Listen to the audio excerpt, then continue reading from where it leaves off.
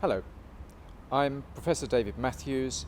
I'm Emeritus Professor of Diabetes Medicine from the University of Oxford, and I'm currently the EASD President. The Verified trial was looking at the way that we deal with diabetes which is newly diagnosed.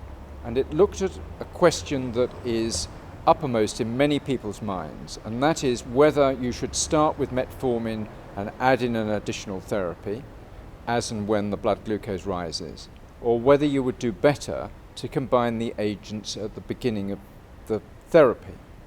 Now, of course, everybody needs diet and exercise before you start the therapy, but for pharmacological therapy, which of those two treatment arms would be better? And the Verified trial produced three clear answers. First of all, if you were on a combination therapy, you failed to go above a threshold more slowly than if you were on the metformin alone. In other words, your glycemic control was better for longer.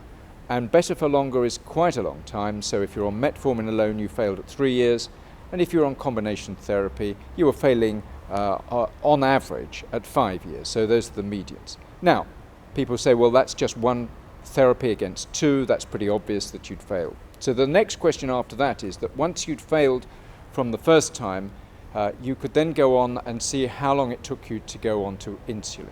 So in fact, in both arms, you could fail a second time, and this time you would fail onto insulin. If you failed from metformin, you were put on the combination therapy. So this is asking the usual question about which would be better.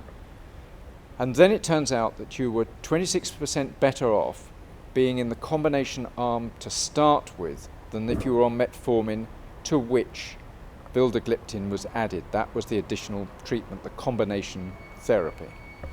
But moreover, there was a non-significant signal, but nevertheless a signal in the wind which suggested that there might be an advantage in terms of outcome in terms of cardiovascular disease. So the three things: one is you last longer without needing additional therapy if you start on combination therapy. You get onto insulin later if you are on combination treatment, and there's a possibility that you would have less cardiovascular events.